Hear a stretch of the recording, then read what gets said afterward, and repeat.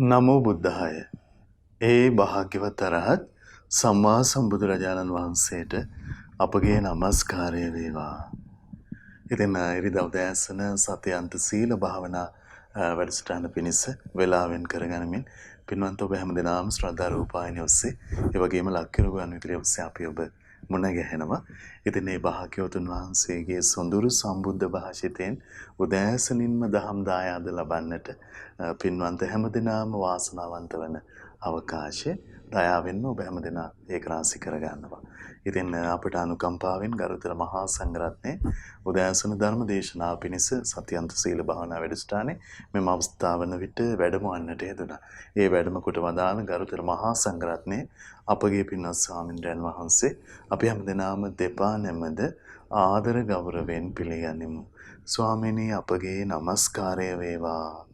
ඉතින් අපි ඒ සමගම සිහිපත් කරගන්නම් අද සදැහැති දායකත්වයේ පිළිබඳව විශේෂයෙන් සුජීවත්ව සිටින ඉන්ද්‍රාණි ජයවීර පින්වන්ත මෑණියන්ට සුනිල් ජයවීර පින්වන්ත පියාණන්ට පින්වන්ත දූ දරුවන්ට ඥාති හිත මිත්‍රාදීන්ට නිදුක් නිරෝගී සුවපත් භාවය සහ මේ ගෞතම බුදු සසුන තුලදීම උතුම් චතුරාර්ය සත්‍ය ධර්මයේ අවබෝධ වීම පිණිස මේ සියලු පින් උපකාර වේවා කියන ප්‍රාර්ථනය ඒ වගේම নিরතුරුවම කලන මිතුරු ඇසුරු ලැබීම පිණිස මේ සියලු පින් උපකාරී වේවා කියන ප්‍රාර්ථනය ඇතිව සදැහැති දායකත්වයේ දරනවා මාකුල දකුණ අංක 472කින් 62 නිවසේ පදිංචි පින්වත් අනෝමි නේවා ජයවීර මහත්මිය විසින්. ඉතින් පින්වන්ත අනෝමි නේවා ජයවීර මහත්මිය ප්‍රධාන හැමදෙනාමත් ඔබ හැමදෙනාමත් නැවත ඒකරාශී කොටගෙන ගරුතර මහා සංඝරත්නයේ වන්දනා කොටගෙන ආරාධනා කරමු.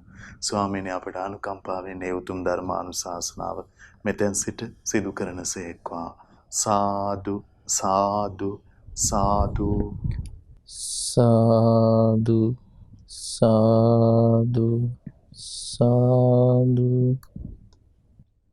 නමෝ තස්ස භගවතෝ අරහතෝ සම්මා සම්බුද්දස්ස.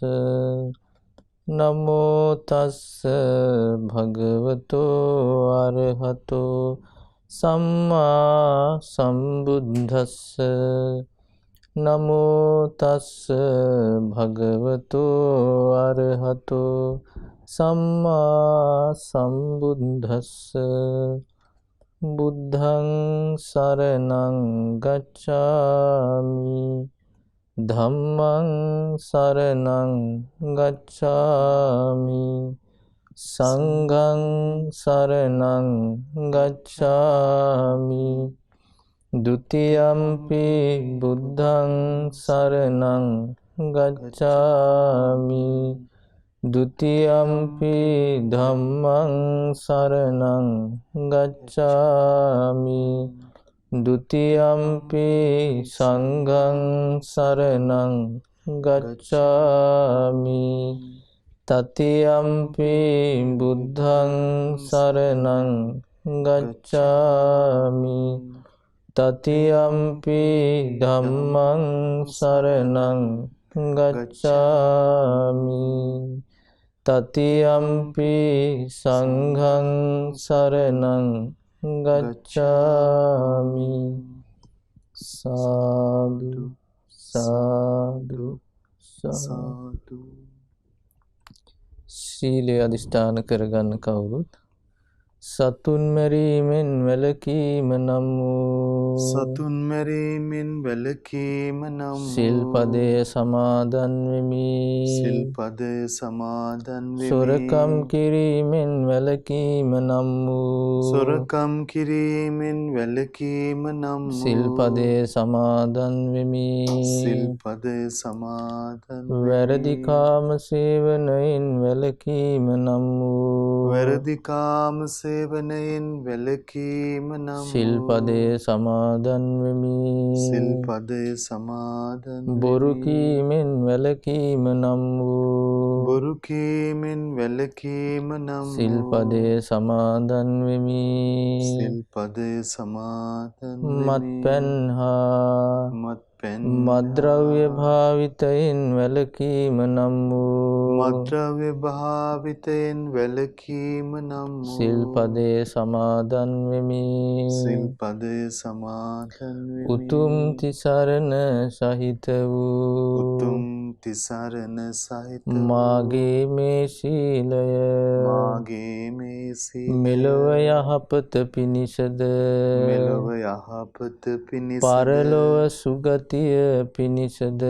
පරලොව සුගතිය පිණිසද චතුරාර්ය සත්‍ය ධර්මය චතුරාර්ය සත්‍ය ධර්මය අවබෝධ කර ගැනීම පිණිසද අවබෝධ කර ගැනීම පිණිසද උපකාර වේවා. උපකාර වේවා. සාදු සාදු නමස්කාර වේවා බුදුරුවනට සැමදා බුදු හිමි සරණ යමි. නමස්කාර වේවා ධම්රුවනට සැමදා සදහම් සරණ යමි. නමස්කාර වේවා සංඝරුවනට සැමදා මහා සංඝ සරණ යමි.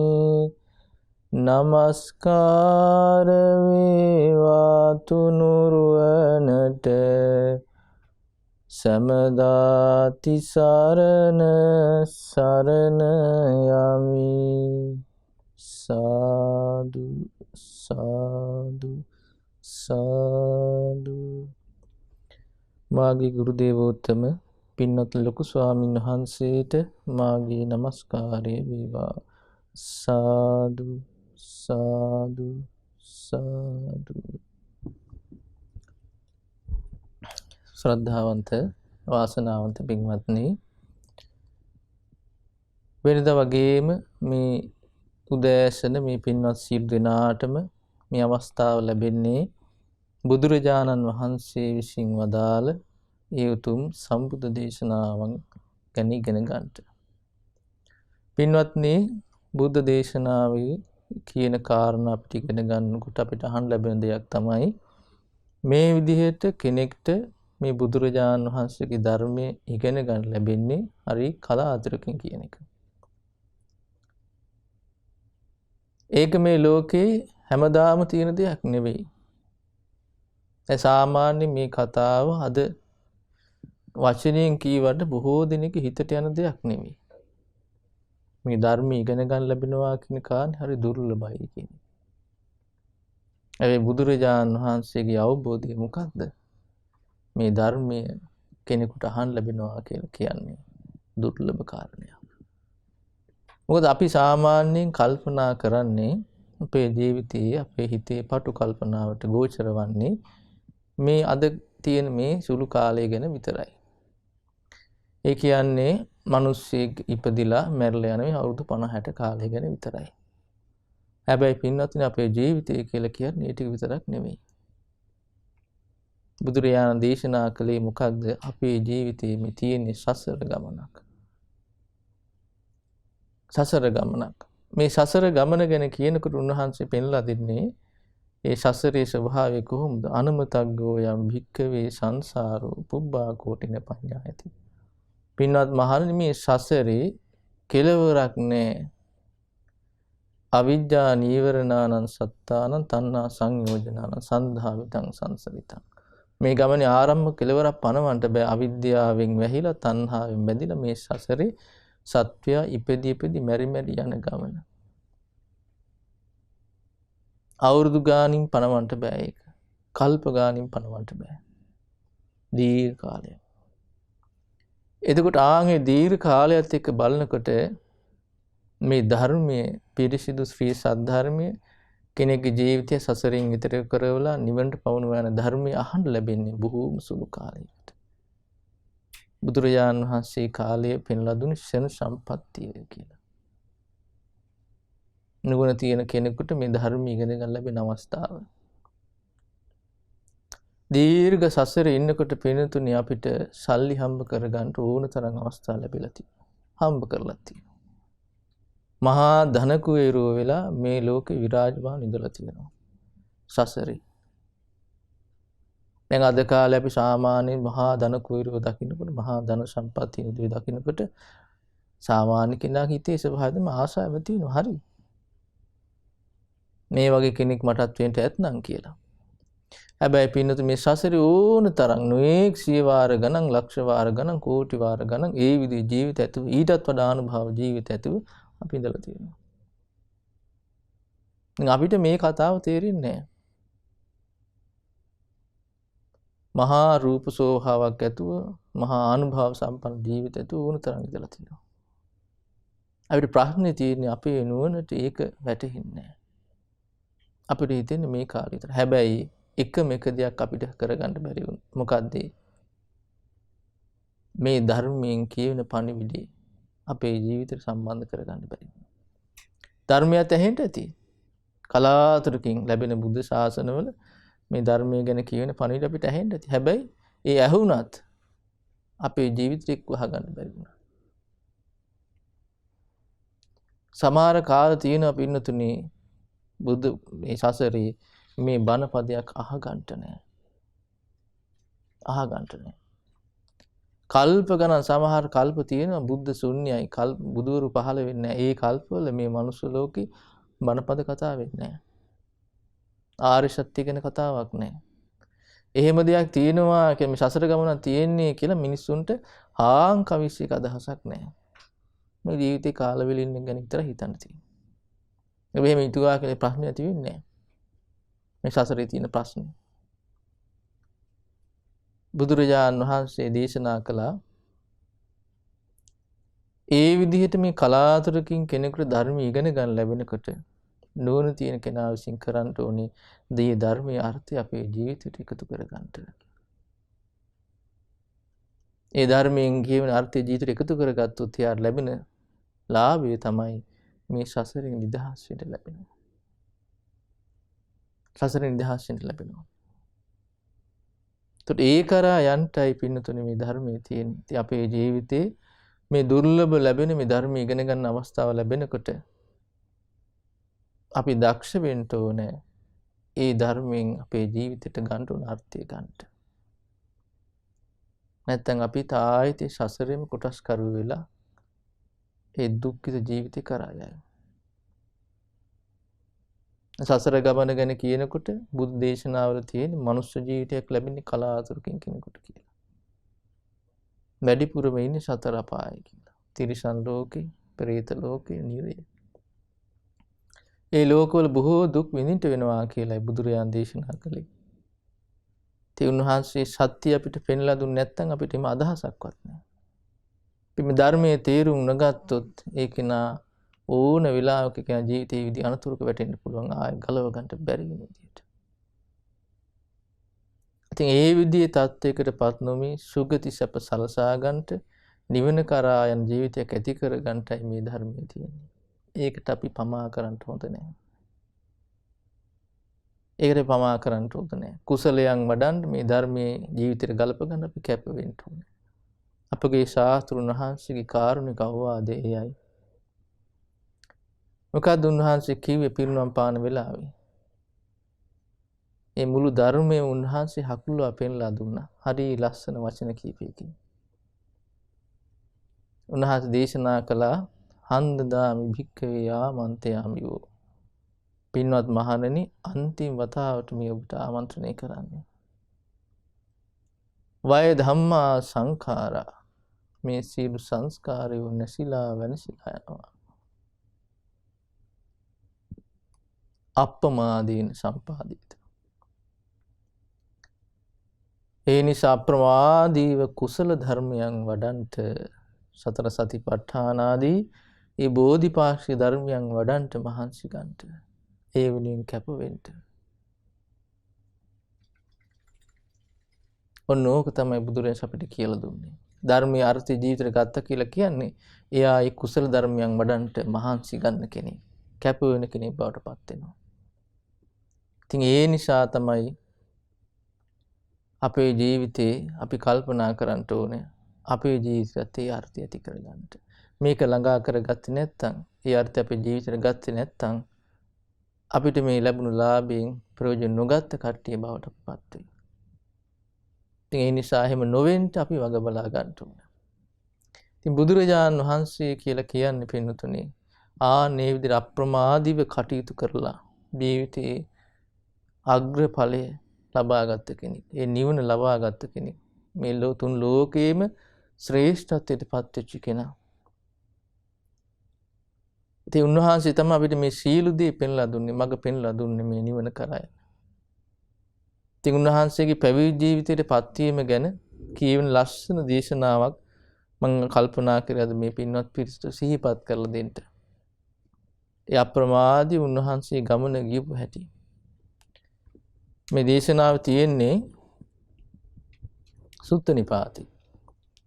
සුත්ත නිපාතේ තියෙනවා පබ්බජ්ජා සූත්‍රය කියලා ඒ සාතුරුන් වහන්සේගේ පැවිදි වීම ගැන අදාළ දේශනාව. හරි ලස්සන සිදුවීමක්.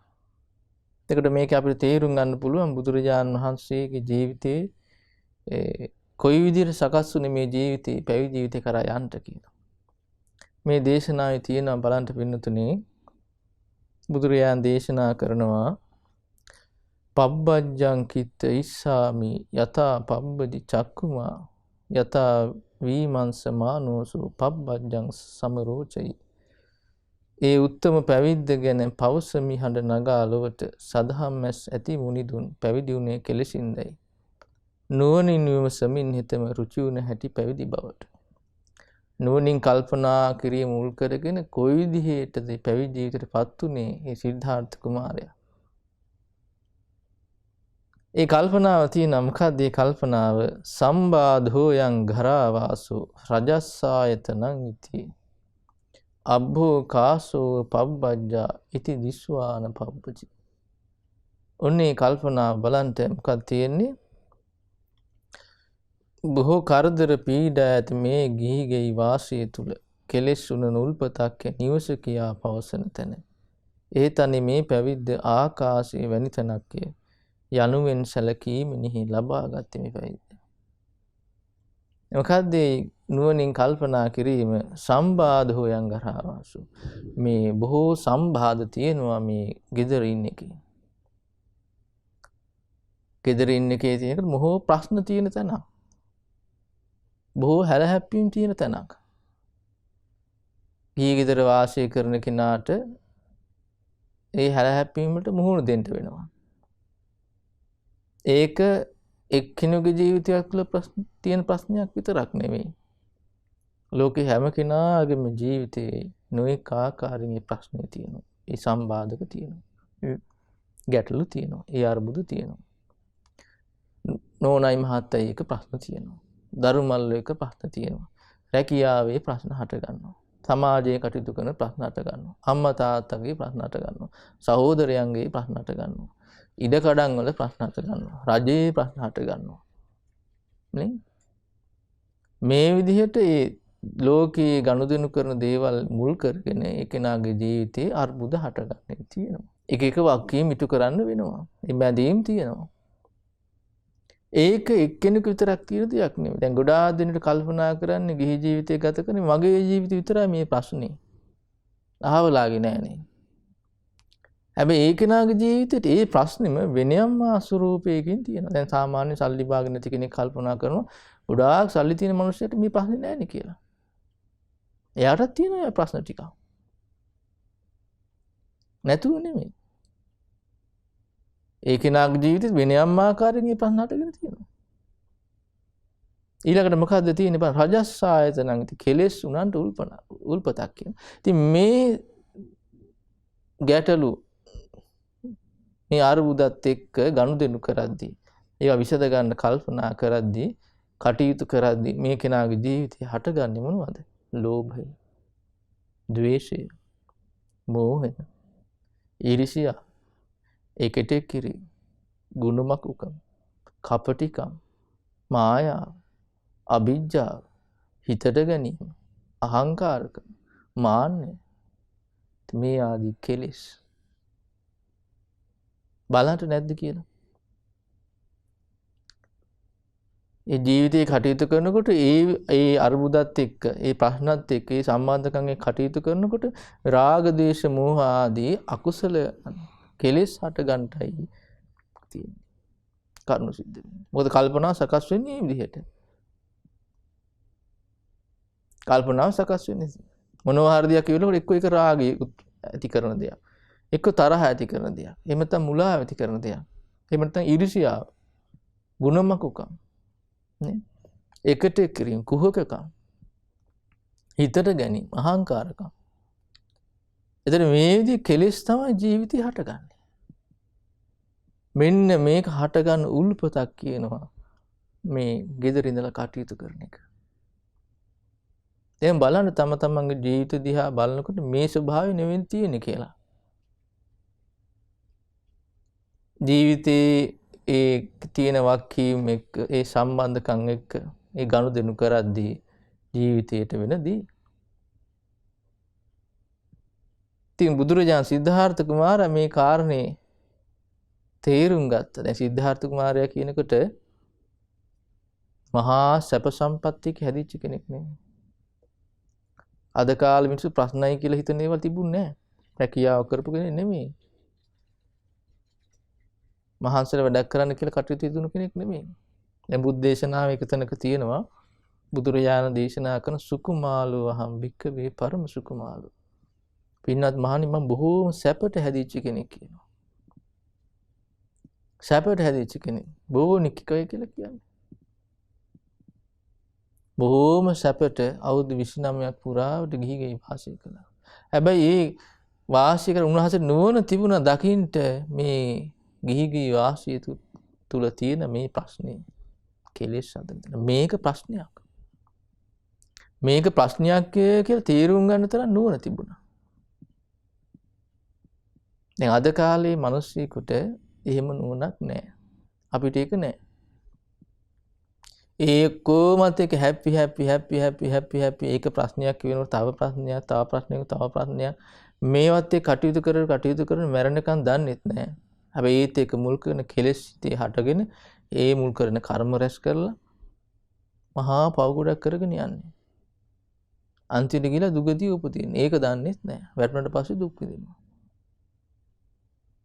ඒව ගැන අපි දන්නෙත් නැහැ. දැන් මනුස්ස ලෝකේ අපේ ඥාති කොයිතරම් මැරලා යන්නට ඇද්ද? ඔබ කීයෙන් කී දෙනෙක් මේ ප්‍රශ්නේ විසඳගෙන යන්නට ඇද්ද? අඩු ගානේ විසඳන පැත්තට අඩියක් හරි තියලා යන්නට ඇද්ද? අනේ. ඉතින් ඒකයි. ඒකට බුදුරජාණන් වහන්සේ සිද්ධාර්ථ කුමාර මේ කාරණේ දැක්ක ජීවිතයේ ගිහි ගෙදර වාසය තුල තියෙන මේ ප්‍රශ්නේ. දැකලා උන්වහන්සේ තව එකක් දැක්කා. මොකද්ද? අබ්බෝකාසෝ පබ්බජ්ජා. පැවිදි ජීවිතය කියලා කියන්නේ උනාට නිදහස් තැන. නිදහස් තැන. ආකාහය වගේ. බුදුරජාණන් බුද්ධ දේශනාවල සඳහන් වෙනවා පැවිදි කෙනාගේ ජීවිතය ගැන කියනකොට කියනවා හරියට කුරුල්ලෙක් වගේ කියනවා. යන තැන යනකොට පියාපත් බර විතරයි අරගෙන යන්නේ කියන කුරුල්ලා. ඒ වගේ කියනවා පැවිදි ජීවිතේ තියෙන කෙනා. පාත්‍ර සිවුරු විතරයි කියන. ඒ ටික අරගෙන යන තැන යනවා කියනවා. මේ කොයිතරම් නිදහස් ඇද්ද ජීවිතේ. නේ? ඒ ජීවිතයක් අපිට ඇති කරගන්න තියෙන හරි නිදහස් ඉතින් වාසය කරන්න පුළුවන්. අපි කැමති වෙන්න ඕන පින්නතුනේ ඒ වගේ ජීවිතයකට. ආශ කරන්න ඕන ඒ වගේ ජීවිත. බැඳීම් එක්ක හිර වෙච්ච ජීවිතයක නෙමෙයි නිදහස් ජීවිතයකට. නිදහස් ජීවිතයකට. දැන් තාමන වෙලා තියෙන්නේ මොකද්ද? මේ නිදහස් ජීවිතයේ තියෙන වටිනාකම තේරුම් ගන්න තරම් අපේ නුවණ නැහැ. අර බැඳීම් එක්ක හිර වෙලා යන ජීවිතය තමයි හරි කියලා හිතෙන්නේ. එතකොට බුදුරජාණන් වහන්සේ සිද්ධාර්ථ කුමාරයා මේක දැක්ක මේ නිදහස් ජීවිතයේ තියෙන සැපය දැකලා තමයි පැවිදි වුණේ කියනවා. ඊළඟට බලන්න පැවිදි වෙලා මොකක්ද උනේ කියලා පබ්බජිත්වාන කායේන පාපං කම්මං විවජ්ජයි වචී දුච්චරිතං හිත්වා ආජීවං පරිශෝධයි. උන්වහන්සේ පැවිදි ජීවිතවල කරපු දේ තමයි කියනවා. දැන් පැවිදි කයින් පැවිදි වුණා. සිවුරු පොරව ගත්තා. ඒ විතරක් නෙමෙයි කයින් කරන පව් දුරු කළා. කාය දුස්චරිතය දුරු කළා. වචී දුස්චරිතය දුරු කරා. ඒ වගේ තමයි ආජීවය පිරිසිදු කරගත පිරිසිදු පැවිදි ජීවිතයක්. දිවි පෙවෙත හරි පිවිතුරුයි. කෙනෙකුට ඇඟිල්ලක් දික් කරලා මේ වැරද්ද තියෙනවා කියලා කියන්න දෙයක් නැහැ. බලන්න මේ තම සම්බුදු කෙනෙක් වෙලා නෙමෙයි මේ.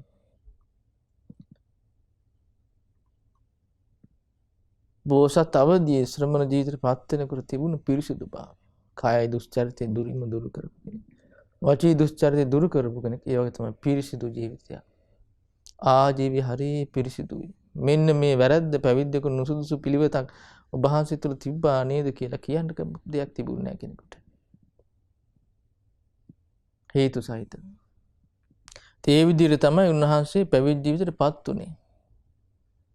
එතකොට ඊළඟට බලන්න මේ පැවිදි වෙච්ච වෙනකොට වෙච්ච ලස්සන සිදුවීමක් ගැන විස්තරයක් මේ දේශනාවේ සඳහන් වෙනවා. මොකද්ද?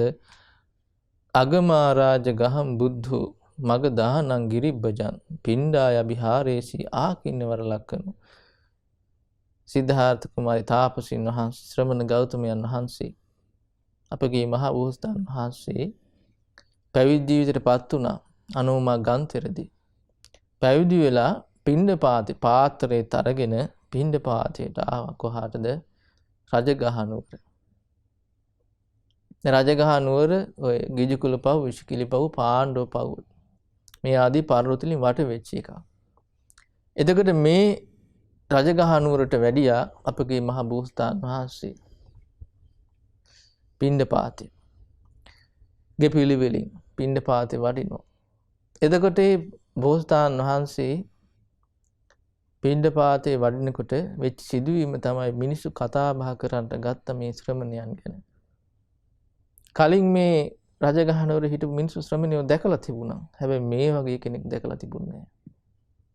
හිතලා බලන්න පින්නතුනේ දෙතිස් මහා පුරුෂ ලක්ෂණ තිබුණා. ගමන සිංහයගේ වගේ. හරි සංවරයි. අබිනීල නෙත්‍යුග ස්වර්ණ වර්ණ පෙනුමක්. මේවා දැක්කට පස්සේ මිනිස්සු කතා කරන්න ගත්ත කවුද මේ දෙවි කෙනෙක්වත්ද? දිව්‍ය ලෝකේ රාජ්‍ය කරන ඉන්ද්‍රදෙවියවත් ආවද? එතකොට රජගහ නුවර රජතුමා බිම්බිසාර රජතුමාට දැක් ගන්නට ලැබුණා මේ ශ්‍රමණයන් වහන්සේ. ශ්‍රමණයන් වහන්සේ දැක් ගන්න හමුණා. මේකේ තියෙන බාන තමද්දසා බිම්බිසාරෝ පාසා දස්මින් පතිට්ඨිතෝ දිස්වා ලක්කන සම්පන්නං ඉම්මත්තං අභාසත. කියනවා මේ රජ මැදුලේ උඩුමහලින් බිම්බිසාර රජතුමාට මේ සුන්දර ශ්‍රමණයන් වහන්සේ දැක් ගන්නට ලැබුණා. හිත පැහැදුනා. පැවිදලා මොකද කරේ? මෙහෙම කිව්ව දූතයෙකුට ඉමම් භොන්තෝ නිශාමේත අභිරූපෝ බ්‍රහසුචි චරණේන චේව සම්පන්නෝ යුග මන්තං චපෙක්කති. අන්න බලව බවත්නි අර අභිරූපී පෙනුමෙන් යුතු යහපත් ඉරියව්වෙන් යුතු සුන්දර සමනාදෙස පහළ හෙළලාගෙන දෙන යන්නේ සනසුන් ගමන. ඒ net බිම හෙලා බොහෝම සංවර ගමනකින් වඩින මේ ශ්‍රමණයන් වහන්සේ දිස බලන්ට කියලා කියනු. ඔක්කිත්ත චක්කු සතිමා නායං නීචා කුලාමිව රාජ දූතා විධාවන්තු කුහින් භික්ෂු භික්ඛු ගමිසත. දූතෙක් පිටත් කරලා යවයා අන්න බලන්න ශ්‍රමණයන් වහන්සේ කොහෙද යන්නේ, කොහෙටද වඩින්නේ කියලා. එතකොට තේපේසිතා රාජදූතා පිට්ටිතු අනුබන්දින්සු කුහින් ගමිස්සති බික්ඛු කත්ත වාසෝ භවිස්සති. එතකොට රාජදූතය පිරිස අපගේ බෝසතාණන් වහන්සේගේ පිටිපස්සෙන් ගියා කොහාටද වඩින්නේ කියලා බලන්න. එතකොට මෙතන තියෙන විස්තරේ සපදානං චරමානෝ ගුත්වද්වාරෝ සුසංගතෝ කිප්පම් පත්තං අපූරේසි සම්පජානෝ පතිස්සතු. තියෙනවා තමන්ගේ දුරන් රැකගෙන සංවරකම ඇති කරගෙන පිහිටුවමින් සිහිය හොඳට නුවණින් යුතුවම හැසිරෙන ගෙපිලි වලින් පිණ්ඩපාතේ වඩින විටදී සමන පිරී ගියා ඉක්මනින්ම එතුමන්ගේ පාත්‍රය. ඉතින් ගියක් පාසා පිණ්ඩපාතේ වැඩි ශ්‍රමණ ගෞතමයන් අපගේ මහා බෝසතාණන් වහන්සේගේ පාත්‍රය ඉක්මනින්ම පිරුණා. ජීවිතේ පළවෙනි වතාවට මේ පිණ්ඩපාතේ වැඩි උන්වහන්සේ. පිණ්ඩචාරං චරිත්වාන නික්ඛම්ම නගරා මුනි පණ්ඩවං අභිහාරේසි එත්ත වාසු භවිස්සති. පිඬු සෙවීම අවසන් කොට නගරෙන් පිට වැඩිය මුනිදු මෙතන වසන්නට හොඳයි වැඩියේ පාණ්ඩව පවුවට. පාණ්ඩව පර්වත ප්‍රාන්තයට වැඩිය. එතන තමයි ශ්‍රමණයන් වහන්සේලා දානි වළඳන තැන. රජගහනුවර පිණ්ඩපාතේ ගිහිල්ලා වැඩම කරලා මේ රජගහනුවර පැත්තකින් තියෙන පාණ්ඩව පර්වතය අස්සරේ තමයි ශ්‍රමණයන් වහන්සේලා දානි වළඳලා තියෙන්නේ. එතන පහසුකම් තියෙන්න tie කාලේ. එතන මෙතන ලස්සන සිදුවීමක් වුණා. කියන්නේ අපගේ මහා බෝසතාණන් වහන්සේ ජීවිතේ පළවෙනි වතාවට තමයි පිණ්ඩපාතේ වැඩි.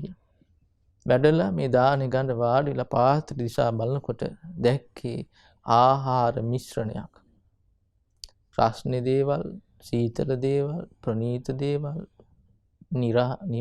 නීරස දේවල්, ඒ වගේම පිළිණු වෙච්ච ඒවා. මේ ඔක්කොම කැටි වෙච්ච එකක් දැක්කේ. ජීවිතේ පළවෙනි වතාවට. ඊට කලින් රාජ භෝජන වළඳපු කෙනෙක්. පිරිසුදු විදියට හදපු, ප්‍රණීත විදියට හදපු ආහාර පාන රන් තැටි, රන් හැන්දෙන් වළඳපු කෙනෙක්. ජීවිතේ පළවෙනි වතාවට මේ හිඟා කාලා වැළඳුවේ. දකින්නකොට හිතේ පිළිකුලක් ඇති වුණා. බෝසතාණන් වහන්සේ විස්තරي සඳහන් වෙනවා එදා කල්පනා කරා කියනවා. මේ රාජ බුමාලිගා අතහැරලා මේ ශ්‍රමණේ පැවිද්ද මේ ආකාය වගේ ශ්‍රමණ පැවිද්ද අල්ලගත්තේ ලැජ්ජ නැද්ද?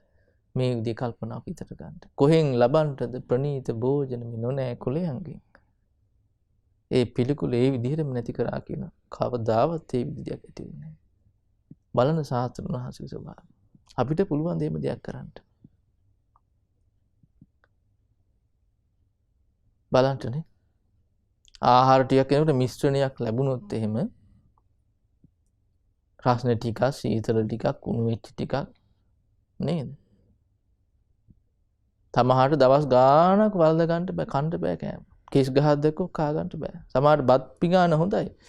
වටේ පිටේ මොන හරි දෙයක් දැක්කොත් ආය කටේ තියා ගන්න බෑ ආහාර ටික. මතක් වෙන්නේ අර පිළිකුලත් එක්ක වමන්ට එනවා. බලන්න හිතක ඒ බෝසත් හිතේ තිබුණ අසිරිය.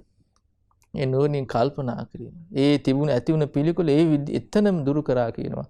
ආය කවදාවත් ඒ විදිහක් හිතේ ඇති වෙන්නේ නොවන විදිහට. හිත පහදින්න කාරණා පින්නතුනේ වුණා. දැන් මේ සම්බුදුවරයෙක් නෙමෙයි තාම. නේ? බාන එතකොට උන්වහන්සේගේ ජීවිතයත් එක්ක බලමු මේ අපේ ජීවිතේ කොහෙද? දැන් බලන්න මේ අප්‍රමාදී කුසල ධර්මයෙන් වඩන කෙනාගේ ජීවිතේ හැටි. අර සීළු සැප සම්පත අතහැරියා එක ක්ෂණයකින් නේ. දෙපාරක් හිතන්නේ නැතුව. දැන් ඒ විස්තර සඳහන් වෙන්නේ කොහොමද? බෝසතාණන් වහන්සේ ගිහි අතහැරලා එළියට එනකොට මාලිගන් එළියට එනකොට මාරේ ඇවිල්ලා කියනවා යන්න එපා දේවේනි දවස් 7කින් චක්‍රරත්නය පහළ වෙනවා සක්විති රජ වෙන්න පුළුවන් ඔබ වහන්සේට. රාජ්‍ය අනුභව කරන්න කියනවා. එහෙම ආරාධනයක් කරන්නේ. දැන් අපිට සිල් ගන්නට එනකොට පොඩි දෙයකට ධන සම්පත්තිය ලැබෙන්න කියලා ආරච්චියක් ආවොත් එහෙම කොහාට යයිද? දවසක් වෙන් කරගෙන සිල් සමාදන් වෙන්න කියලා එනවා. බණ ටිකක් අහන්න කියලා එනකොටම කෙනෙක් පාණ්ඩයක් කරන අන්න ලොතරැයියක් ඇදිලා යන් අද තමයි තියාගේ ගන්න තියෙන දවස. ඒත නැමෙන්නේ නැන්ද අර ගන්නට යන්න. නේ? ඒ අපිට වටින්නේ ඒ දේ. වටිනවා කියලා හිතන්නේ ඒ දේ. මොකද ඒ විදිහට තමයි මේ කල්පනා සකස් වෙලා තියෙන අපේ ජීවිතවල.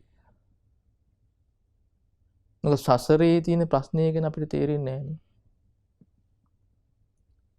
ඒ කුසලයන් වඩන්න පුරුදු කරපු විතරක් නෙමෙයි තියෙන්නේ. සසරේ යන්නම සකස් වෙච්ච හිතක් තියෙන්නේ. මේ තාතුරුණහගේ ජීවිතය කියලා කියන්නේ කල්ප ගානක් සසරින් නිදහස් වෙන්න සකස් කරපු හිතක්. අපිටත් ඒ පැත්තට යන්නයි මේ මඟ පෙන්වන්නේ උන්වහන්සේ. දැන් මේ වගේ ඉගෙනගෙන හිත පහදවගෙන අපේ ජීවිතේ ඒ පැත්තට යන්න හදා ගන්නටයි ඕනේ.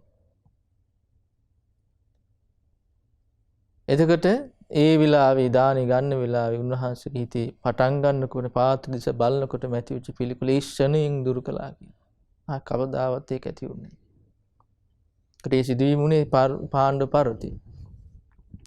එතකොට මේ බෝසතාණන් වහන්සේ එතන දානි ගන්නකොට අර ආපු දූතයෝ මොකද කරේ? දිස්වාන වාසූපගතං තතෝ දූතා උපාවිසුං ඒකෝව දූතු වාගන්තුවා රාජිනෝ පටිවිදේ. එක්කෙනෙක් එතන නැවතිලා එක්කෙනෙක් පිටත් වුණා රජුරන්ට පණිවිඩය දෙන්න. ගිහිලා කිව්වා ඒස භික්ඛු මහරජ පණ්ඩවස්ස පුරක්කතෝ නිසින්නෝ ව්‍යග්ග සභෝව සීහෝව ගිරි ගබ්බරේ. බලන්න කියන ලස්සන. රජුරන්ට පණිවිඩය කියනවා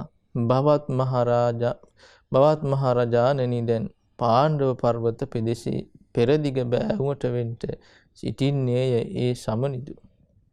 බලවත්තේ ජසින් යුතුය ව්‍යාග්‍රේ කුසේ ගුහාවේ. සවිශක්තියකින්ද යුතුය වෘෂභ රාජයෙක් විලසින්. ඒ එඩිතර කමින් යුතුය සිංහ රාජයෙක් විලසින්. ඒ බෝසතාණන් වහන්සේ වැඩහින් හැටි දැක්කට පස්සේ ඒ දූතයන්ට හිතුනේ මහා සිංහ රාජයෙක් ඉන්නවා හරි තේජසක්. ව්‍යාග්‍රයකින් ගුහාවකින් බිය රහිතව වැඩ ඉන්නවා. වෘෂභ රාජයෙක් වගේ ආනුභාව සම්පන්න.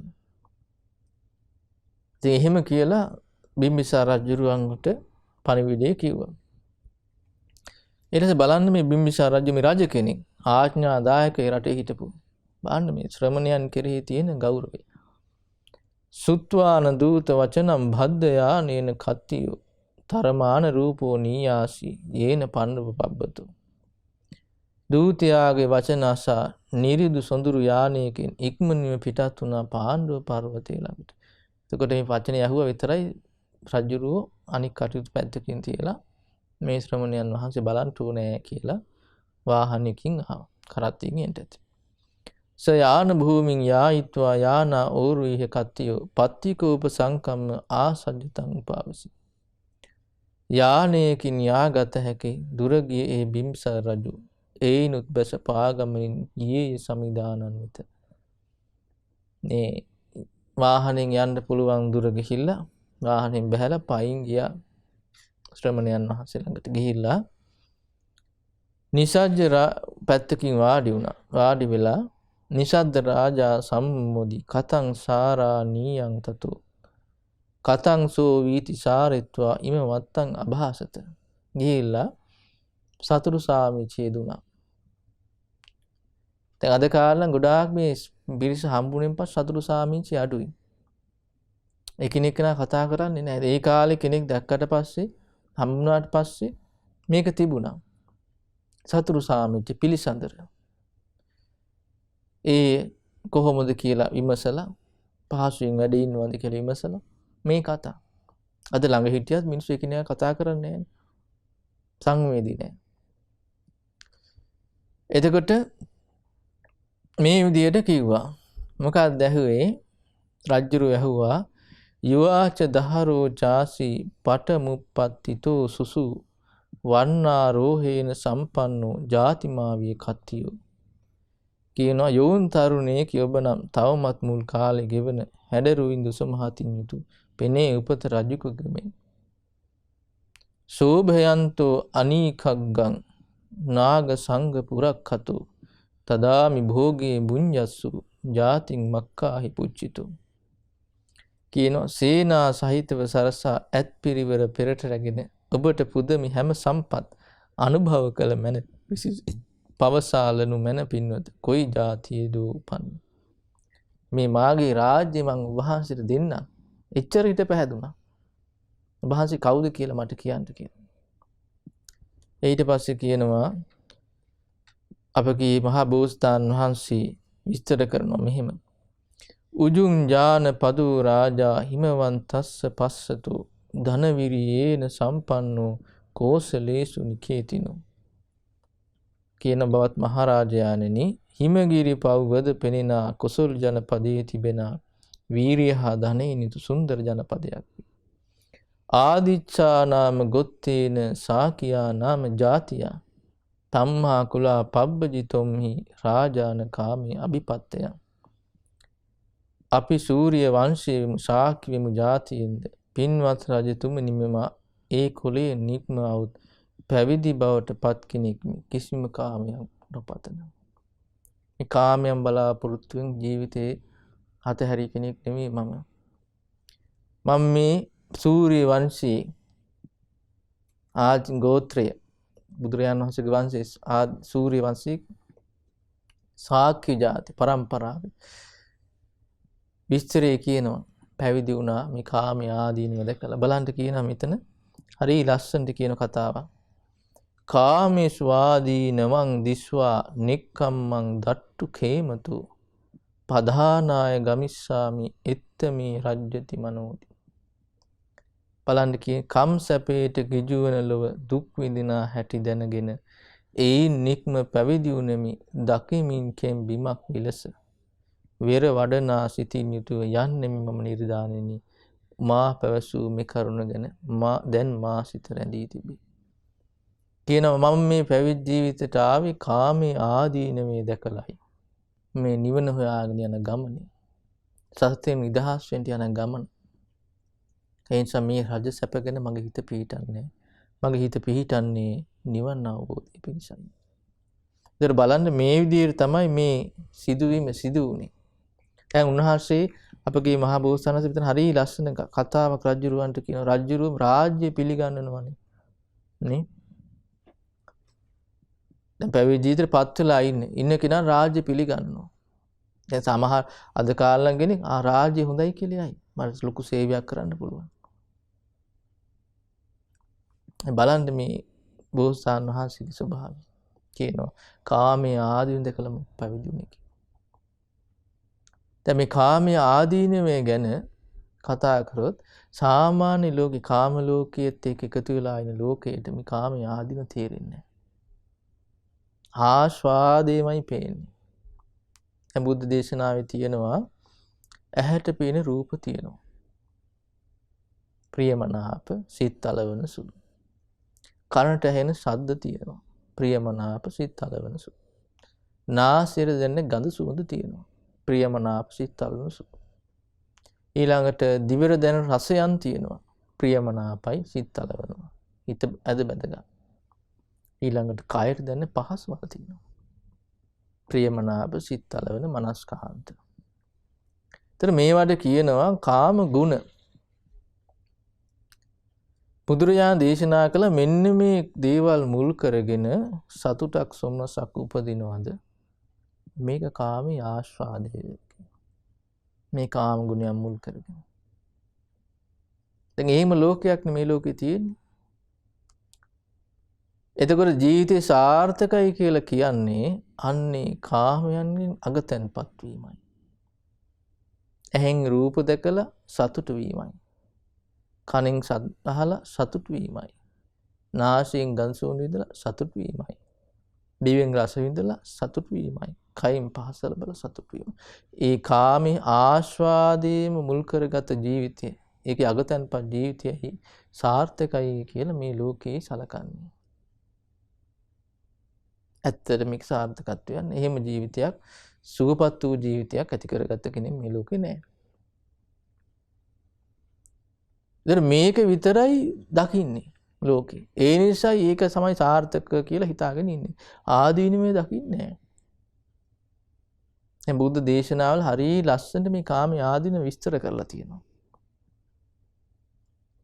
දැන් දේශනාව තියෙන මජ්ක්‍ධිම නිකායේ චූල දුක්ඛකන්ද සූත්‍රය. ඒකේ තියෙනවා මේ කාමයේ ආදීනව ගැන විස්තර කරනකොට දැන් ගිහි ජීවිතය ගත කරන කෙනාට මහන්සිලා වැඩ කරන්න ඕන කියනවා. අවුවැස්ස බලන්න බෑ. ඊළඟට රෑදවල් බලන්න බෑ. අසනීපයි කියලා බලන්න බෑ. එයාට වැඩ කරන්න වෙනවා.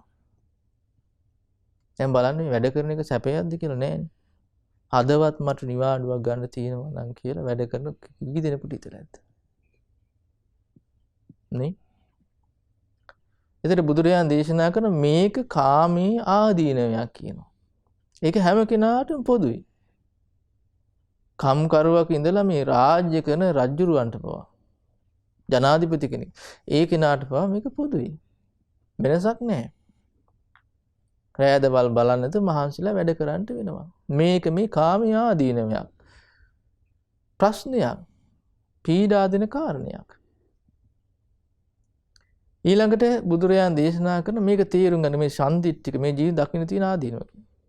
ඊළඟට කියනවා මේ කාමයේ එහෙම මහන්සිලා වැඩ කරන කෙනාට ගොවිතැන් බතක් වේවා ව්‍යාපාරයක් වේවා මොකක් ශිල්පීය ඥානයක් මුල් කරගත් දෙයක් වේවා මේ කරන කෙනාට ඒ කරගත් දේ ප්‍රතිඵල නැහැ. ඔන්න රැකියාවක් කරන පඩිය හරියට ලැබෙන්නේ නැහැ. ගොවිතැන් බතක් කරනවා අස්වැන්න සරු නැහැ. ව්‍යාපාරයක් කරනවා ලාභයක් හරියට නැහැ.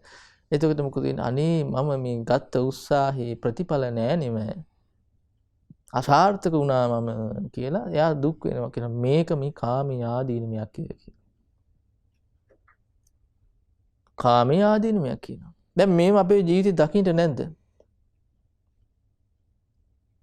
ඒව දැකනේ ඒව කල්ගෙන හිතන්නේ නැතුව කල්පනා කරන්නේ නැතුව අර ආස්වාදී ගැනම කල්පනා කර ඉන්නේ නේ. පුංචි ආස්වාදී. පුංචි ආස්වාදී. අර ඔක්කොම ආදීන අමතකයි අර ආස්වාදයට. මහන්සිලා වැඩ කරලා ඔන්න පඩියක් හම්බ වෙනකොට හරි. අර ඔක්කොම ටික අමතකයි. ඊට පස්සේ ආයේ ප්‍රශ්නේ හට ගන්නවා. ඊළඟ මාසේ දුවන්නේ කොහොමද කියලා හිතනකොට. හැබැයි අර ඔක්කොම අමතකයි අර ආස්වාදිනකොට. ඊළඟට බුදුරජාණන් දේශනා කරනවා හොයාගත ධන සම්පත් මහන්සිලා රැකියාව කරලා ගොවිතැන් බතක් කරලා වෙලෙහෙන් දාම කරලා ධන සම්පත් එක් රැස් කර ගන්නවා කියනවා. ඊළඟට ඒවා රැක ගන්න මහන්සි ගන්න ඕන කියනවා. දොරගලු දාගෙන නේද? ආරක්ෂකයෝ දාගෙන ඒවා රැක ගන්න මහන්සි ගන්න. වැට කඩලු බැඳගෙන තාප්ප බැඳගෙන කාමී ආදීන මේ ජීවිතේ දකින්න තියෙන දෙයක් කියනවා. ඊළඟට කියන බලන්න මේ කොච්චර තියෙනවද කියලා අපි කල්පනා කරන්නේ නැතුණාට. ඒ ප්‍රශ්න වල මිරිකි ඉන්නේ අපි.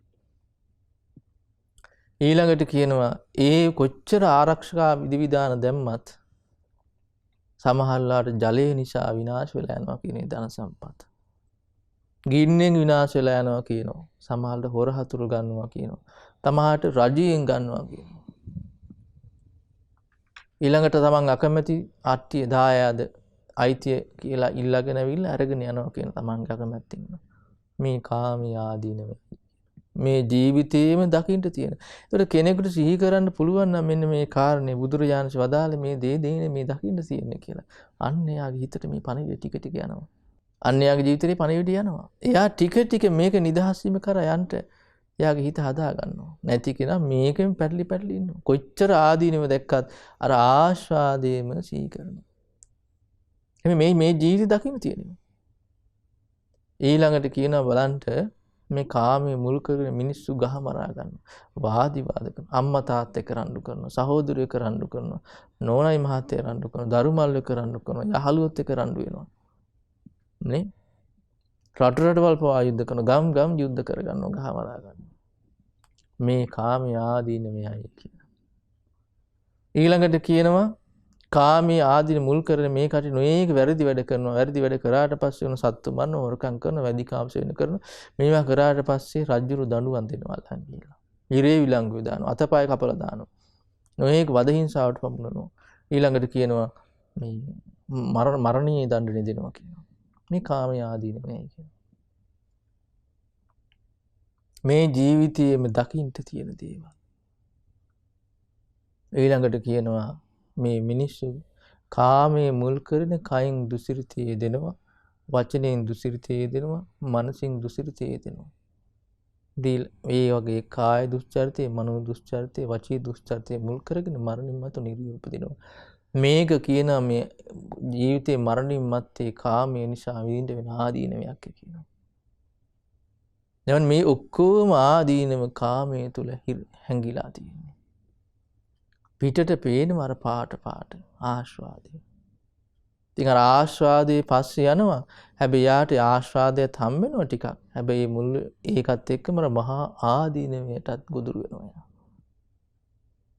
එයා හොයාගෙන යන්නේ සැපයක්. හැබැයි විඳවනවා. විඳවනවා. මෙන්න මේක තේරුම් ගන්න ඕන අපි.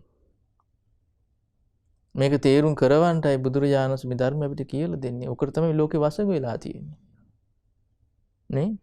ඒ සුළු ආශාදය නිසා ඒකට වසඟ වෙලා ඒ පස්සෙම නැහැ, මත්තෙම නැහැනවා. කාමයෙන් මුසපත් වෙන්න, ඒකෙන් අගතැන්පත් වෙන්න. හැබැයි ඒ මුල් කරන සාර්ථක ජීවිතයක් කරා ගියපු කෙනෙක් නැහැ. නෙක්ඛම්මේ කරා ගිය කෙනා විතරයි සාර්ථකත්වයටපත් වෙන්නේ. නැති කෙනා නෑ. දැන් බලන්න මේ බුදුරජාණන් දේශනා කළ නෙක්ඛම්මං දට්ඨු කේමතෝ නෛෂ්ක්‍රම්‍ය කියලා කියන්නේ හරි ලස්සන සුන්දර තැනක්. බිය රහිත තැනක්. මේ ප්‍රශ්න නිදහස් වෙතන. අපගේ ශාස්ත්‍රඥ වහන්සේගේ ජීවිතය ගැන බැලුවොත් නොඑක් සිය වාර ගණන්, ලක්ෂ වාර ගණන්, කෝටි වාර ගණන් මේ නෙක්ඛම්මේ ජීවිතේ හොඳට පුරුදු කරපු කෙනෙක්. පාරමිතාවක් හැටි පුරුදු කළ අපි අහතු නෙක්ඛම් පාරමිතාව. රාජ්‍ය සැප මේ තියෙනකොට අතහැරලා ගියේ. මේ වගේ වැඩක් නෑ. මීට වඩා හොඳයි මේ නෙක්ඛම් සුවේ කියලා පැවිදිීතරපත් වෙලා ධ්‍යාන සමාධි වඩලා අභිඥා පොදවගෙන වාසය කළේ. දැන් අපිටත් ඒක පුරුදු කරගන්නයි මේ කියන්නේ. ටික ටික හරි. මේ කාමයේ මත්ෙම නැහැ නැතුව. ඒකේ මුසපත් වෙන්නේ නැතුව.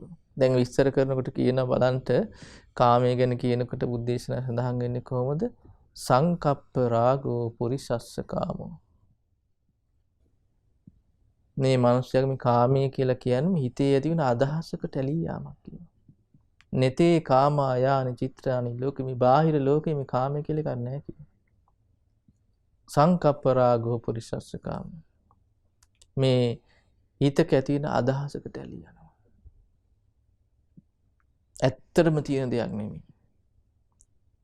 තිට්ඨන්ති චිත්‍රානි තතේව ලෝකේ අතිත්ත ධීරා විනයන්ති චන්දා.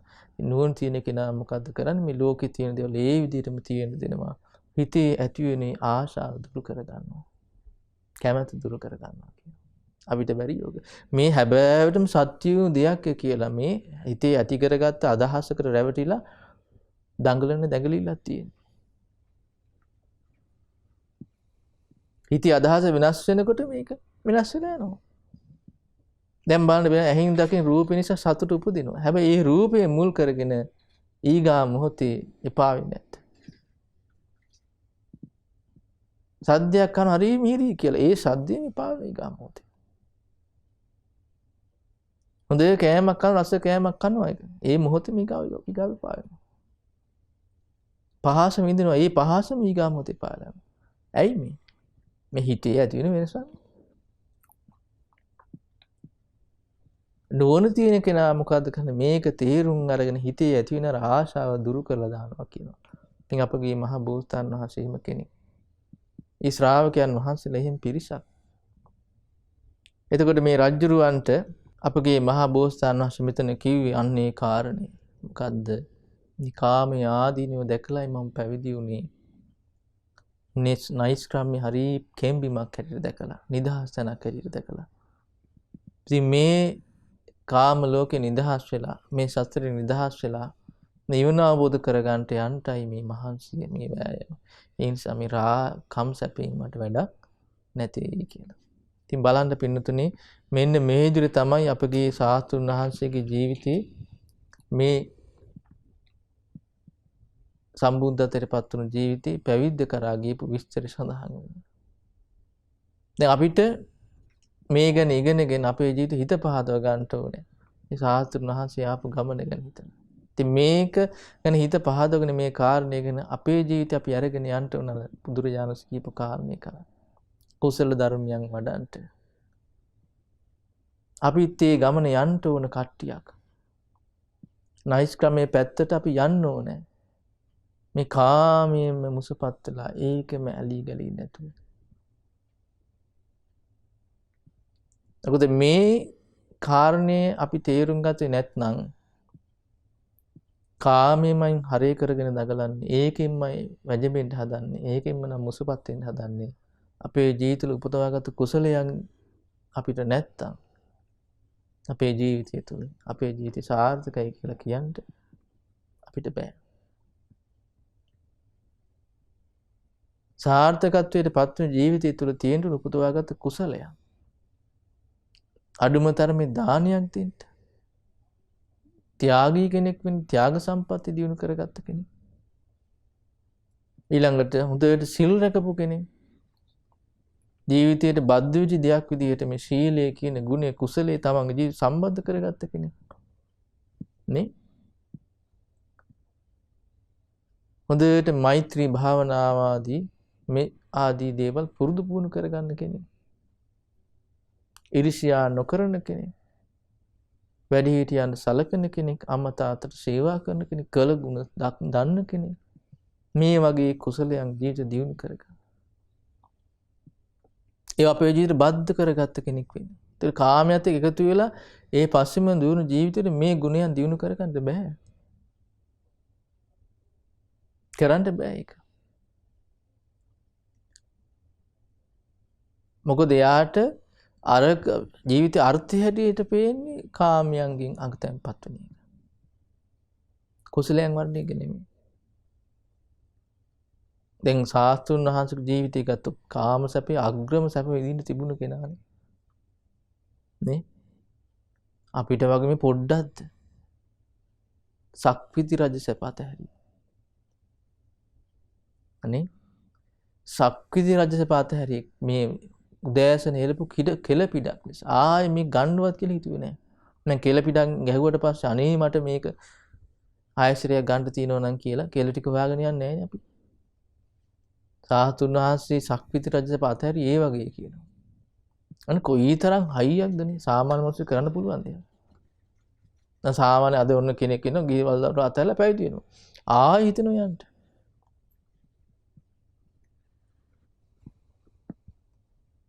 හිතනවා යන්න. අර අතහැරපු දේම අල්ලගන්න හිත. හේතුව ඇයි? හරියට මේක වැටෙන්නේ නැහැ. හිතට ඒ පණිවිඩය ගිහිලා නැහැ. ඉතින් අපි කොහොම හරි පණිවිඩය අපි හිතට දෙන්නයි මහන්සි ගන්න ඕනේ. ටික ටික පුළුවන් විදිහට කල්යාණ මිත්‍ර ඇසුරින් ඉඳලා අපේ ජීවිතය කුසලයෙන් වැඩුණු ජීවිතයක් බවට පත් කරගන්න. කැප වෙන්න ඕනේ. ඒක නැත්තම් මේ ජීවිතය අවසන් වෙලා යද්දී අපේ ජීවිතේ අපි දියුණු කරගත්ත දේවල් නැත්තම් කුසලයන් හැටියට අපි පෙරදී. අපි යන්නේ සැපයතනකට නෙමෙයි. සැපයතනකට යන්නේ කුසලයන් ජීවිතේ දියුණු වෙලා නැත්තම්. යන්නේ දුක කරා. ඒක වළක්වන්න බෑ මේ ලෝකෙ කෙනෙකුට. කුසලයන් දියුණු කරගත්ත දියුණු කර නොගත්ත ජීවිතයක් දුක කරා යනකොට දුගතිය කරා යනකොට ඒක වළක්වන්න මේ ලෝකෙ කිසි කෙනෙකුට බෑ. මෙයා යනවා ඇට.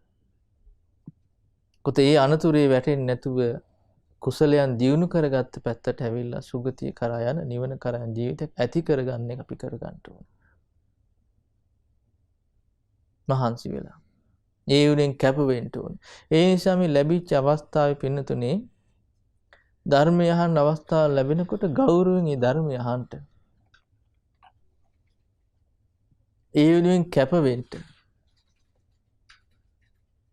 ධර්මය අහනක ජීවිතේ සම්බන්ධ කරගත දෙයක් බවට පත් වෙන්න. පුරුදු කරගත දෙයක්. ජීවිතික අංගයක් බවට පත් කරගන්න. මේ ධර්මය අහන කෙනෙක් කියලා කියන්න පුළුවන්. ඊළඟට දන් දෙන එක ජීවිත සම්බන්ධ වෙච්ච දෙයක්. ත්‍යාගී ගුණය දියුණු කරගත්ත කෙනෙක් බවට පත් වෙන්න. ඉල්ලන්ට සුදුසු කෙනෙක් බවට පත් වෙන්න. අතහැරලා සතුටු වෙන කෙනෙක් බවට පත් වෙන්න. ත්‍යාගී ගුණය දියුණු කරන කෙනා තුළ තියෙන ලක්ෂණ ඒවා. තමන් ගැන කියලා හිතලා කියන්න පුළුවන් වෙන්න ඕනේ. එතකොට මම එහෙම කෙනෙක් නෙවෙයි. මම අතහැරලා සතුටු වෙන කෙනෙක් නෙවෙයි. ලැබිච්ච දේ බෙදා හදා ගන්න කෙනෙක් නෙවෙයි. නේ ඉල්ලගෙන ඉන්න සුදුසු කෙනෙක් නෙවෙයි. මාසුරු මල දුරු කරපු ඉතින් මම ආශය කරන්නේ තමන් ගැන හිතනකොට කියන්න පුළුවන් අන්නේ කුසලයා දියුණු කරලා බුදුරජාණන් ශ්‍රද්ධාවේ හිටියනම් මං ගැන කියාවේ මේ කුසලයේ මා තුළ තියෙනවා කියලා. ඇති කරගන්න මහන්සි ගන්නට. ඊළඟට සීලය ගත්තොත් හොඳට සමාදන් වෙලා සිල්පද ආරක්ෂා කරගන්න. සිල්පද සමාදන් වෙලා ආරක්ෂා කරගන්න. එතකොට එයා ජීවිතේ ඉලක්කයක් ඇති කරගෙන සමාදන් වෙලා සීලය. දැන් සමාදන් නොවි සිල්පද ආරක්ෂා කර කර ඉන්නවා කට්ටිය. ඒ කියන්නේ සත්තු මරන්න අවස්ථාවක් නොවන එන්නේ නැති තාක්. එයා සත්තු මරන කෙනෙක් වෙන්නේ නැහැ. සොරකම් කරන අවස්ථාවක් නැති තාක් සොරකම් කරන කෙනෙක් වෙන්නේ නැහැ. වැරදි කාම සේවනය කරන අවස්ථාවක් නැති තාක් එයා වැරදි කාම සේවනය කරන කෙනෙක් වෙන්නේ නැහැ. ඉතින් ඒක නරත් කියන්න පුළුවන් මං සිල්පද කරන කෙනෙක් නෙවෙයි කියලා.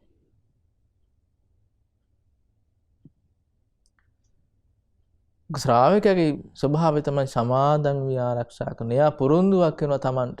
මම මේ විදිහේ කෙනෙක් වෙන්නේ නැහැ. සත්තු මරණ කෙනෙක් වෙන්නේ නැහැ. හොරකම් කරන කෙනෙක් වෙන්නේ නැහැ. වැරදි කාම සේවනය කරන කෙනෙක් වෙන්නේ නැහැ. බොරු කියන කෙනෙක් වෙන්නේ නැහැ. මත්පැන් පානය කරන කෙනෙක් වෙන්නේ නැහැ. අවස්ථාව ලැබුණත් නොලැබුණත් එයා ඒ තුල හික්මෙනවා. එයා ඒ තුල හික්මෙනවා. බමසර වාසිය කැපවීමෙන් කරනවා. උත්සාහ කරනවා එදී කරන්නට. ඊළඟට පසළොස්වක අමාවක අටවක ආදී පොහෝ දවස්වලට උපෝසථය ආරක්ෂා කරනවා. බලන්න. ඒ කුසලයන් තමන්ගේ ජීවිතයට සම්බන්ධ කරගත් දෙයක් බවට පත් කරගන්නවා. දැන් අද කාලේ බෞද්ධයි කියලා කියන බොහෝ දිනින් ගත්තොත් ඇහුවොත් එimhe සිල් ගන්නවද කියලා අනේ වෙලාවක් නැහැ. ওই කතාව තමයි කියන්නේ. වෙලාවක් නැහැ. වෙලාවක් නැහැ. වෙලාවක් නැහැ. වෙලාවක් නැහැ නෙමෙයි කියන්නේ. ඒ කාරණේ නෙමෙයි කියන්න. හරිනම් මට මේකේ වටිනාකම තේරෙන්නේ නැහැ. දවසක් වෙන් කරගෙන සීලේ සමාදන් වෙලා කටයුතු කරන්න වෙලාවක් නැහැ. හැබැයි ඒ කියන මිනිස්සයම දවස වෙන් කරගෙන විනෝද චාරිකාව යනවා. දවසක් වෙන් කරන විවාහ ගෙවල් වල යනවා. ආමංගල උත්සව වලට යනවා. නේ? ඒ කාමයේ මුල් කරගෙන තියෙන දේවල් කරන්න කැප වෙලා යන කටයුතු කරනවා. හැබැයි කාමයන්ගේ නිදහස් වෙන නයිස් ක්‍රම කරා යන මේ කුසලයන් වඩන්න ඒක කරන්න යාට බෑ. ඇයි?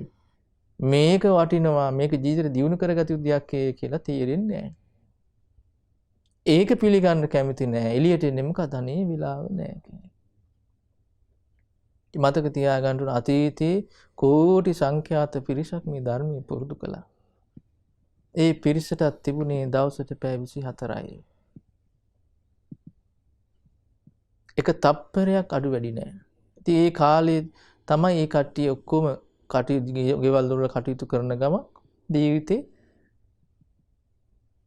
ඒ කුසලයන් වඩන්ටත් කාලය වෙන් කරගෙන කටයුතු කළේ. දැන් අතීතයේ ගත්තට පස්සේ මේ සංකීර්ණ නැහැ. හැබැයි ගොඩක් මහන්සියෙන් උනන් ජීවිතේ ගත කරන කට්ටියට කටයුතු කරන්න. අද කාලේ වගේ පහසුකම් නැහැ. වතුර ටිකක් ගන්න වතුර ටික ගේන්න යන්න ඕන සෑහෙන දුරක්.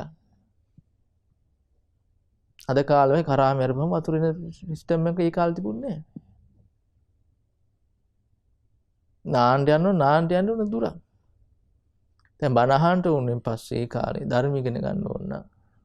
බුද්ධ කාලේ ගත්තොත් ඒ අතීතේ ලංකාවේ බණ කියන කෙනෙක් ගාවටම යන්න ඕන. අද වගේ පහසුකම් පොත්පත් මේ අන්තර්ජාලය හරහා ඉගෙන ගන්න මොකක්වත් තිබුණේ. හැබැයි කුසලයන් වඩන්න කැප වෙලා කටයුතු කරා. නේ? ඒ අවස්ථාවේදී තමන්ගේ ජීවිතේ කැප කරා. ඒ කැප කරලයි ඒ උදාර ජීවිත ඇති කරගත්තේ. මිහිඳු මහරහතන් වහන්සේ ලංකා දීපේට මේ ධර්මය රැගෙන ආවා. රැගෙන එනකොට ලංකා දීප වාසීන් කැප වුණා ඒ ධර්මයේ පුරුදු කරගන්නට. නේ? රජගෙවල් රජවරු අතහැරිය සියලු දේ.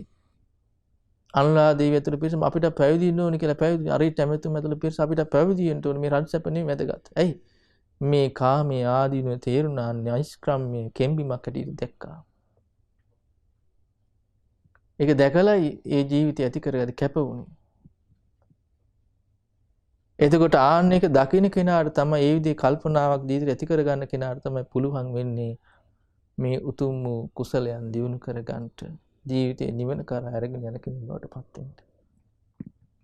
දැන් අපි මේ කතා කරපු දේශනාවේ දැන් බුදුරජාණන් වහන්සේගේ ජීවිතය ගත්තොත් උන්වහන්සේ පෙන්ලා දුන්නේ මොකද්ද? කීයේ මොකද්ද? බිම්බිසාර රජුන කාමයේ ආදීනව දැකලා නෙක්ඛම්මයේ කෙම්බිමක් හැරෙන්න දැකලායි මම මේ ජීවිතේ පැවිදි වුණේ කියලා. ඒ නිවන කරා යන මාර්ගයට පැමිණුනේ මේ විදිහට කියනවා. අපිත් දකින්න ඕනේ ඒක. ගිහි ජීවිතේ වාසය කරන කෙනෙක් වුණාට, කාමයට එක්ක ඉන්න කෙනෙක් වුණාට ආස්වාදයේ වුණේ ගැන විතරක් නෙමෙයි කල්පනා කරන්න ඕනේ. ආදීනව ගැනත් හිතන්න ඕනේ. ඒ කාමයන් පරිභෝග කරනකොට යාට තියෙන්න ඕනේ ආදීනව ගැන කල්පනා. මේවා අනිත්‍ය වෙලා යන දේවල්, මේක නෙමෙයි ජීවිතේ හරය කියන එක. දැන් බුද්ධ කාලේ බුදුරජාණන් වහන්සේගේ ශ්‍රාවකින් ගිහි ජීවිතේ ගත කරපු උදවිය. හරි ලස්සන සිල් ගුණ දම් වඩාගෙන දාන ආදී පින්කම් කරන ගම ඒ කුසලයන් වඩන්න කැපවුණ කට්ටිය. ඒ ඇත්තෝ ජීවිතේ ගත කළා, ගිහි ජීවිතේ ගත කළා. හැබැයි කුසලයන් වඩන්න කැපවුණා. දැන් බිම්බිසාර රජුව බලන්න. බිම්බිසාර රජුව බොහොම තරුණ කාලේ රජසපයට පත් වෙච්ච කෙනෙක්. බොහෝම ලාභයක් ලැබුණ ජීවිතේට බුදුරජාණන් වහන්සේත් එක්ක එකතු වෙන්න, සම්බන්ධ වෙන්න. ඒ කල්න මිතුරු ඇසුරු ලබන්න. රජුගේ ධර්මය වලින් කැපවෙච්ච කෙනෙක් වුණා. මේ විස්තර සඳහන් වෙනවා මෙච්චර රාජ්‍ය පාලන රජ කෙනෙක් වෙලත් එතුමා මාසෙට 4 වතාවක් උපෝසතේ සමාදන් වෙනවා. මාසෙට 4 වතාවක් උපෝස සමාදන් වෙනවා. මගපල්ලාභී ශ්‍රාවකයෙක් බවට පත් වෙච්ච කෙනෙක්. සෝතාපන්න ඵලෙ ප්‍රාප්ත කරගත්ත කෙනෙක්. එතකොට ඒ රාජ්‍ය රබන් රජ කෙනෙක් වුණාට පස්සේ කොයිතරම් රාජකාරී තියෙන්නද ඇද්ද? හැබැයි ඒ ඔක්කොම තිබුණත් තමන්ගේ ජීවිතය තුළ මේ කුසලයන් දියුණු කරගන්න කැප වුණා. මොකද මේ බණපද එතුමගේ හිතට ගියා. දැන් මේ බුදු වෙන්න බුදුරජාණන් වහන්සේ සම්බුද්ධත්වයට පත් වෙන්න කලින් මේ කතාව ඇති උනේ. ඊට පස්සේ කීවනේ බුදුරජාණන් වහන්සේට වඩින්න සම්බුද්ධත්වයට ඕහාන්සේ හොයන ඔය නිවන ලැබුණාට පස්සේ මා කිරි අනුකම් මගේ රාජ්‍යයට වඩින්න කියලා. ඒ වැඩියට පස්සේ බුදුරජාණන් මුණ ගැහෙන්න ගියා. ගිහලා පස්සේ ධර්මය ඇහුවා. බුදුරජාණන් මේ දානය ගැන, සීලය ගැන, ස්වර්ගය ගැන, කාමයේ ආදීනව ගැන, නෙක්ඛම්මේ සැපය ගැන විස්තර කළා. විස්තර කරලා ආර්ය සත්‍ය ගැන කියලා දුන්නා. සෝතාපන්නය ඵලය ඇති කරගත්තා. එදා ඉඳලා මේ යන මොහොත වෙනකන් කුසලයන් වඩන්න කැපෙච්ච කෙනෙක් වුණා. බලන්නනේ. එමන් බිම්බිසාර රජතුමාගේ ජීවිතයේ අවසාන සිදුවුනේ කොහොමද? රජ කෙනෙක් වෙලා හිටියේ මරණයටපත් උනේ හිරගෙදර. ඒ සිදුවීම උනේ කොහොමද බලන්ට පුත්තරත්නේදියා අජාසත්ත වැරදි ආශ්‍රයට වැටුණා. දේවදත්තගේ අසුරට වැටුණා. ඉගැන්නුවා, උසිගැන්නුවා රජ වෙන්න ඔබ. රජුරු ජීවත් වෙලා ඉන්නකම් රජ වෙන්න බෑ. ඒ මරලහ රජ වෙන්න. ඉතින් පුතා කඩුවත් අරගෙන එනවා. තාත්තා මරන්ට රාජ පුරුෂය අල්ලගත්තා. තාත්තා වෙලා ඇහුවා පුතේ ඇයි මේ ඔබතුමා මරන්ට ආවේ කියලා. දරුවෙක් ඒ විදිහේ කතාවක් තමන්ගේ තාත්තට කියනකොට තාත්තට මොන වගේ හිතක් ඇතිවේද බලන්න. ජීවිතේම කඩාගෙන බොහොම ආදරයෙන් හදාවලාගත්ත දරුවා මේ.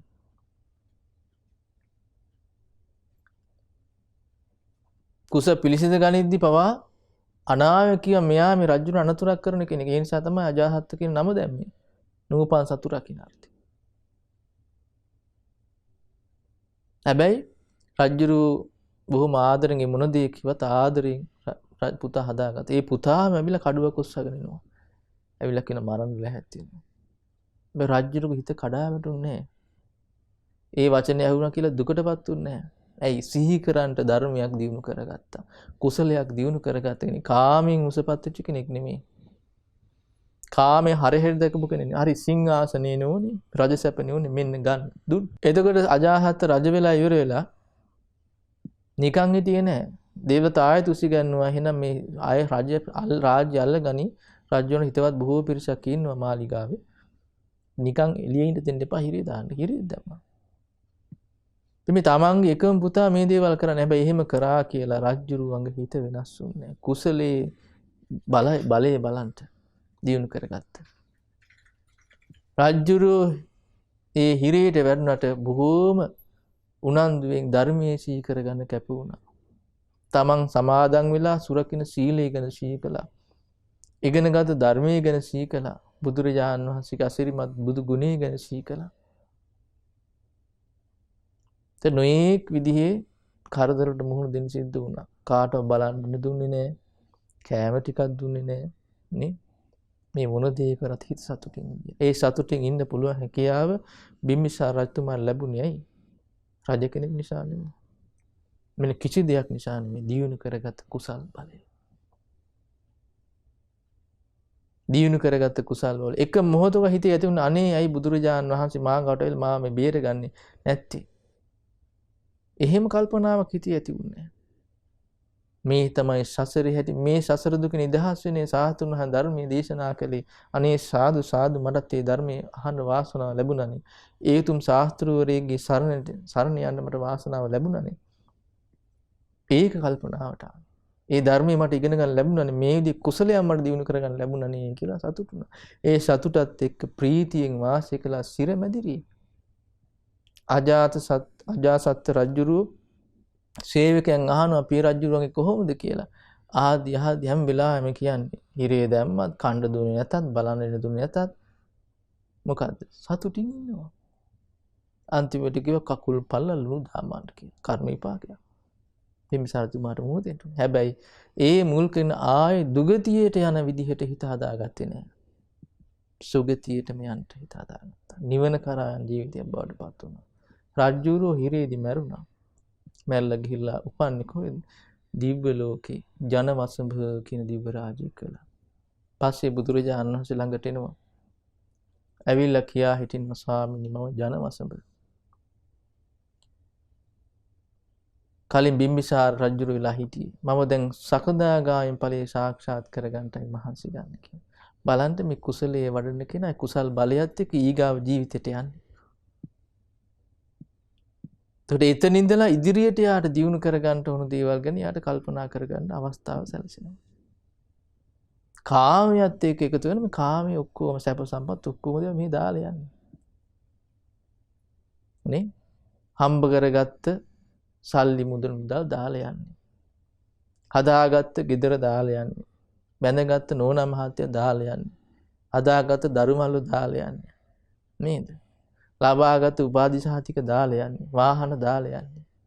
අරගෙන යන්නේ. හැබැයි එකක් අරගෙන යනවා. ඒවා මැත්තේම නැහෙද්දී රැස් කරගත්ත කර්මයෙන් ඇති කරගත්ත ඵලය විපාක අරගෙන යන්නේ.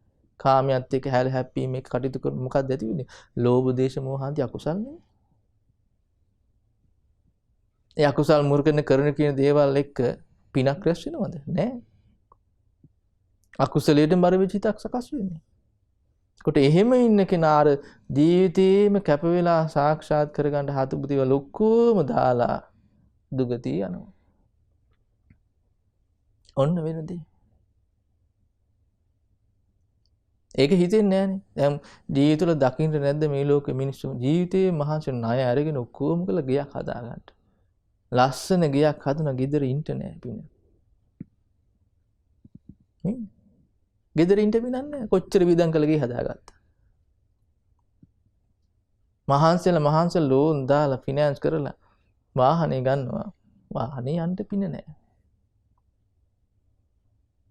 බලන්නනේ. ඒ ඔක්කොම දාලා යනවා. ඒ මැත්තේ රැස් කරගත්ත කර්මය ඒ කර්මයට එක්ක ලැබෙන විපාක ඒ ඔක්කොම පොදි බැඳගෙන යන්නේ. එතකොට පින්නතුනේ මේවා තේරුම් අරගෙන අපි කල්පනා කරන්න ඕන අපේ ජීවිත අපි කැප කරන්න ඕන කාමයන්ගෙන් මැජමෙන්ට නෙවෙයි කුසලයන් දිනු කරගන්නට. බුදුරජාණන් වහන්සේ අපිට පෙන්ලා දුන්නේ ඒකයි. තේ කරා යන්න අපි මේ කාමයේ ආදීනව හොඳට සිහි කරන්න ඕන දකින්න ඕනේ. නෙක්ඛම්මී ආනිසංස සිහි කරන්න ඕනේ දකින්න ඕනේ. අන්න එතකොට තමයි කුසල් පැත්තට අපේ ජීවිතය සකස් වෙලා යන්නේ. දැන් බුදුරජාණන් වහන්සේ පිරිනුවන් පාන මොහොතේ පෙන්ලා දුන්න කාරණේ හොඳට සිහි කරගන්න. සබ්බේ සංඛාරා අනිච්ච. මේ සීල සංස්කාරයන් නැසිලා වෙනසිලා යනවා. කොයිතරම් ආදරෙන් හිටියත් කොයිතරම් කැමැත්තෙන් හිටියත් කොයිතරම් ආසාවෙන් හිටියත් කොයිතරම් තදින් අල්ලගෙන හිටියත් සියලු දේ නැසිලා වෙනසින ස්වභාවයටයි තියෙන්නේ. ඒ ප්‍රශ්නේදී ඒ අභියෝගයේ ඉදිරියට එදී මිනිසුන්ගේ ජීවිත කඩාගෙන වැටෙනවා. ඉතින් ඒකට විසඳුම මොකද්ද? අප්පමාදීන සම්පාදිත. කැප වෙලා කුසල ධර්මයන් වඩන එකයි.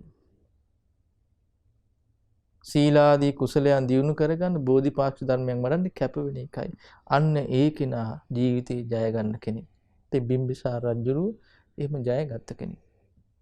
ඉතින් මේ බුදුරජාණන් වහන්සේ කෝටි ප්‍රකෝටි ප්‍රමාණී ශ්‍රාවකයෝ ජීවිතේ ජයගත්තා. මේ ධර්මය අහලා.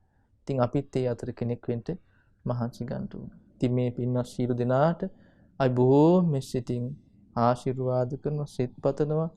ඒ අපගේ සාතුන් වහන්සේ විසින් මහා කරුණාවෙන් පෙන්වා වදාළ මේ උතුම් ශ්‍රී සද්ධර්මය උපයෝග කරගෙන ජීවිතයේ කුසල් වඩන්න මේ සියලු දෙනාටම ශක්තිය, ධෛර්යය, වාසනාව සැලසේවා.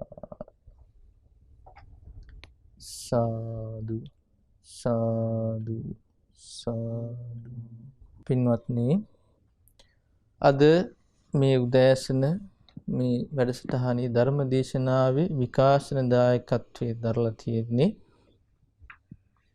මාකොළ දකුණ නොම්බර 472න් 62 නිවසේ පදිංචි පින්වත් අනෝමි නේවා ජයවීර මහත්මිය තුළු සීල දෙනා විසින්.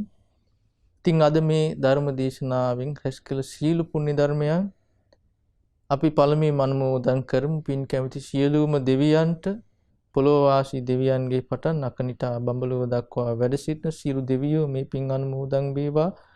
අනුමෝදන් වේ සියලු දෙවියෝ දිව්‍ය සැපයෙන් වැඩිත්වා, ශ්‍රද්ධාදී ශීක බල ධර්මයන්ගෙන් වැඩිත්වා, පිනින් සතුරුන දෙවියෝ චතුරාර්ය සත්‍ය ධර්මයේ අවබෝධ කර ගනිත්වා. ඒ වගේම අපගේ ගුරු දේවෝත්තම කල්යාණ මිත්‍ර පින්වත් ලොකු ස්වාමීන් වහන්සේට මේ සීල පින් අනුමෝදන් වේවා. නිදුක් වේවා, නිරෝගී වේවා, සුවපත් වේවා, දීර්ඝායු සම්පත් ලබත්වා. පින්වත් ලොකු ස්වාමීන් වහන්සේට උතුම් චතුරාර්ය සත්‍ය ධර්මය අවබෝධ කරගන්නට මේ සීල පින් හේතුපකාර වේවා. සාදු සාදු. ඒ වගේම මේ පින් උතුම් විශේෂයෙන් සඳහන් කරලා තියෙනවා සුජීවත සිටින ඉන්ද්‍රාණි ජයවීර මෑණියන්ට, ඒ වගේම සුනිල් ජයවීර පියාණන්ට, ඒ වගේම දූ දරුවන්ට, ඥාති මිත්‍රාදීන් සියලු දෙනාට පින් අනුමෝදන් කරන්න කියලා. ඉතින් මේ සියලු දෙනාට මේ පින් අනුමෝදන් වේවා. මේ පුණ්‍යානුභාව බලයෙන් මේ සියලු දෙනා නිදුක් වේවා, නිරෝගී වේවා, සුවපත් වේවා, දීර්ඝ සම්පත් සැලසේවා. සියලු දෙනාට බුතුම් කල්යාණ මිත්‍ර අසුර නිති සැලසේවා. සුවසේ පින් දහම් රැස් කරගන්නට, මේ දහම් මඟ දියුණු කරගන්න, කුසලයෙන් වඩන්ට, ඒ වගේම ආර්ය සත්‍ය අවබෝධ කරගන්නට වාසනාව උදා වේවා. සාදු සාදු. ඒ වගේම අද මේ පින්කමේ දායකත්වයේ දරපු ඒ අනෝමි නේවා ජයවීර මහත්මිය තුළු සියලු දෙනා නමින් මිය පරලෝ යන්ට යෙදුණු සියලු දෙනාට මේ පින් අනුමෝදන් වේවා. මේ පුණ්‍යානුභාවයෙන් මේ සියලු දෙනාගේ පරලෝ ජීවිත සුඛී සුවපත් භාවයට පත් වේවා. චතුරාර්ය සත්‍ය ධර්මය අවබෝධ කරගන්නට වාසනාව උදා වේවා. ඒ වගේම අද දවසේ මේ පින්කමේ දායකත්වයේ දරපු ඒ අනෝමි නේවා ජයවීර මහත්මිය තුළු සියලු දෙනාට සඳහා උපකාර කළා වූ සියලු දෙනාට දැක බලා සිටින සියලු දෙනාට මේ පින් අනුමෝදන් වේවා. මේ පුණ්‍යානුභාවයෙන් මේ සියලු දෙනා නිදුක් වේවා, නිරෝගී වේවා, දීර්ඝ සම්පත් ලබත්වා. ඒ සියලු දෙනාට සුවසේ පින් දහම් රැස් කරගන්න, සීලාදී ගුණ ධර්ම දියුණු කරගන්න ශක්තිය, ධෛර්ය, වාසනාව සැලසේවා. වහවහා උතුම් චතුරාර්ය සත්‍ය ධර්මය අවබෝධ කරගන්නට මේ සීල පින් හේතුපකාර වේවා. සාදු සාදු. ඒ වගේ මහමෙවුනා වාසී සියලු පින්වත් ස්වාමීන් වහන්සේලාටත්, ඒ වගේම රටලෝ වාසී සියලුම පින්තුන් වහන්සේලාට, අනගාരികා මෑණියන් වහන්සේලාට, ඒ වගේම පැවිදි අපේක්ෂක දුවා දරුවන් ඇතුළු සියලු දෙනාට මේ පින් අනුමෝදන් වේවා. අනුමෝදන් සියලු දෙනා නිදුක් වේවා, නිරෝගී වේවා, සුවපත් වේවා. වහවහා උතුම් චතුරාර්ය සත්‍ය ධර්මය අවබෝධ කරගනිත්වා. සාදු සාදු. ඒ වගේම ශ්‍රද්ධා රූපානි කාර්ය මණ්ඩලයේ සියලු දෙනාට, ඒ වගේම ශ්‍රද්ධා මාසික ධර්ම දාන සමාජිකාවන්ට, ඒ වගේම අද දවසේ මේ වැඩසටහන සහ සම්බන්ධ වුණු මේ පින්වත් සියලු දෙනාට මේ සීල පින් අනුමෝදන් වේවා. සියලු දෙනාට මේ පුණ්‍යානුභාව බලෙන් නිදුක් නිරෝගී සුව සම්පත් සැලසේවා. සුවසේ පින් දහම් රැස් කරගන්නට, උතුම් කුසල ධර්මයන් වඩන්ට, මේ ගෞතම බුදු සසුනේදී චතුරාර්ය සත්‍ය ධර්මය අවබෝධ කරගන්නට සියලු දෙනාට මේ සීල පුණ්‍ය ධර්මයන් හේතුපකාර වේවා. සාදු සාදු. හැම දිනාටම තෙරුවන් සරණයි. නමෝ බුද්ධාය. එතන අරුණෝදයේ නැවුම් හිරුරැස් දහරකට මේ ලෝකයේ හැම ගහකොළක්ම හැම කැකුලක්ම හැම පොහොට්ටුවක්ම මොනතරම් ආදරෙන් නෙත් විවර කරනවාද. ඉතින් ඒ භාග්‍යවතුන් වහන්සේගේ උදාාර සම්බුද්ධ භාෂිතයෙන් ලෝකයට දායාද සැදුන පින්වන්ත උදෑසන දහස් ගණනින් දසදහස් ගණනින් ධර්මයෙන්ම සිත් සැදේවා. ඉතින් අප හැම දිනාටම අනුකම්පාවෙන්ම උදෑසන සීල භාවනා වැඩසටහනට වැඩම කරමින් උතුම් ධර්මානුශාසනාව සිදු කොට වදාළ ගරුතර මහා සංඝරත්නය අපගේ පින්වත් ස්වාමීන් වහන්සේ අපි හැම දිනාම සමා කොටගෙන වන්දනමාන කරමු. ස්වාමීනි අපගේ নমස්කාරය වේවා. උතුම් ධර්ම දානයේ ලෝකයට සිදු කොටගෙන මේ මොහොතේ අප රැස් කරගත් මහත්ඵල මහානිසංස උත්තම පුණ්‍ය ධර්මයෝ නොවලහාම අපගේ පින්වත් ස්වාමීන් වහන්සේටත් අනුමෝදන් වේවා. පුණ්‍යානුමෝදනාවෙන් පින්වන්ත මහ සංඝරුවන සුවපත් වේවා. අපගේ පින්වත් ස්වාමින්ද්‍රයන් වහන්සේට උතුම් චතුරාර්ය සත්‍ය ධර්මයේම අවබෝධ වේවා. සාදු සාදු සාදු. ඉතින් ගරුතර මහා සංඝරත්නයේ විසින් සිදු කරන්නට යෙදුණු මේ උතුම් ධර්ම දේශනේ ලෝකේ පුරාම ශ්‍රද්ධා රූපවාහිනිය ඔස්සේ ඒ වගේම ලක්කරු ගුවන්විදුලිය ඔස්සේ රැගෙන යන්නට දායකත්වයේ දරමින් ධර්ම දානමය පින්කම සිදු කළගත් අප හැමදෙනාම වෙනුවෙන් දායකත්වයේ බරපැන දරන්නට යෙදුණ විශේෂයෙන් මාකොළ දකුණ අංක 472කින් 62 නිවසේ පදිංචි පින්වත් අනෝමිනේවා ජයවීර මහත්මිය ප්‍රධානයේ පින්වන්ත හැමදෙනා අපි තාම දයාසිතින් සිහිපත් කරගන්නට යෙදෙනවා. පින්වන්ත ඔබ හැමදෙනාමත් අපි තාම දයාවෙන් සිහිපත් කරගන්නවා. සීල භාවනා වැඩසටහනේ ඊළඟ අදියර උදෑසන භාවනාව පිණිසත් අපිට අවස්ථාවෙන් කරගන්න අවකාශ ලැබෙනවා. හවස් වරුවෙත් අපි සීල භාවනා වැඩසටහන ඔබට සමීප කරමින් මුණ ගැහෙන්නටයි අපේක්ෂා සහිතව සිටින්නේ. ඉතින් ඔබේ කලන මිතුරා ශ්‍රද්ධා රූපවාහිනිය, ඒ වගේම ලක්විරු ගුවන්විදුලිය සමීපයේ රැඳෙමින් ඒ භාග්‍යවතුන් වහන්සේගේ උතුම් දහම් දායාදේ සදා ගන්නට ඊටාම ගෞරවයෙන් ඔබට ආරාධනා කරනවා. හැමදිනාටම සම්මා සම්බුදු සරණයි. නමෝ බුද්ධාය. මෙවැනි වටිනා ධර්මදේශනා ශ්‍රවණය කිරීමට ශ්‍රද්ධා ඩේලි YouTube චැනලය සබස්ක්‍රයිබ් කරන්න.